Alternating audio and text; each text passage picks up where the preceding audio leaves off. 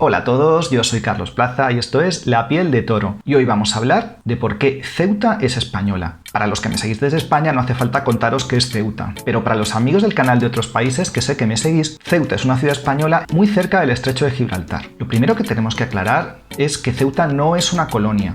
Naciones Unidas no la ha declarado como tal.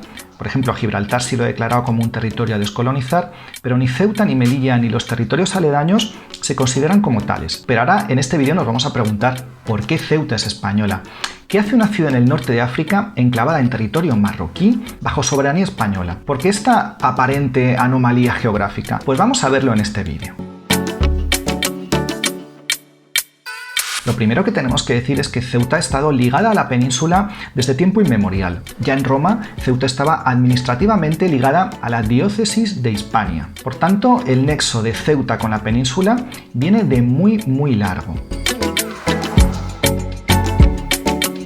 En la Edad Media esta vinculación con la península siguió muy viva y formó parte de muchísimas organizaciones estatales peninsulares. El Califato de Córdoba desde el año 931, luego la Taifa de Murcia, la Taifa de Málaga, el Reino de Granada, el Reino de Castilla. Es decir, que en la Edad Media siempre estuvo vinculada a la península ibérica.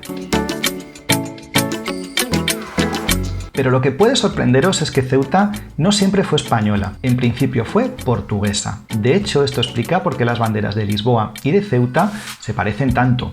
Vamos, que es que son prácticamente iguales. Aquí os las dejo para que lo veáis.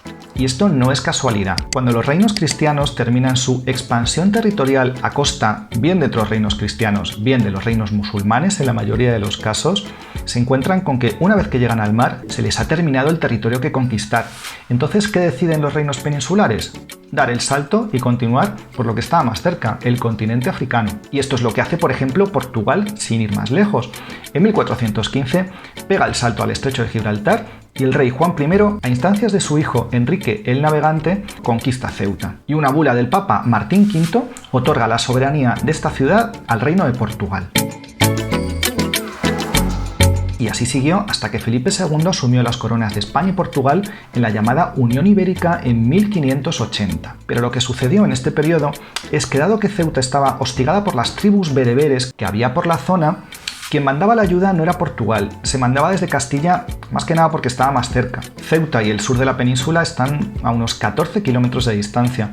Entonces todo el auxilio a la ciudad de Ceuta venía desde Castilla. Y esto causó que en 1640, cuando se separan Castilla y Portugal, Ceuta proclamara su adhesión a la monarquía castellana. No querían volver a Portugal, querían ser castellanos porque el vínculo con esta corona era mucho más fuerte que con Portugal. Y así, en el artículo segundo del Tratado de 1668 entre Castilla y Portugal, la ciudad de Ceuta se otorga a Castilla. Y desde entonces hasta hoy, la soberanía castellana y española ha sido ininterrumpida desde entonces. En 1995, Ceuta recibió un estatuto de autonomía como ciudad autónoma, como una comunidad autónoma más. Como vemos, no es ninguna anomalía geográfica, simplemente es el devenir de la historia. Esta región africana siempre ha estado muy ligada a la península y eso se manifiesta en que algunos enclaves, algunos puntos, han continuado con este vínculo tan fuerte con la península ibérica. El siguiente vídeo va a ser sobre Melilla, porque es una ciudad española.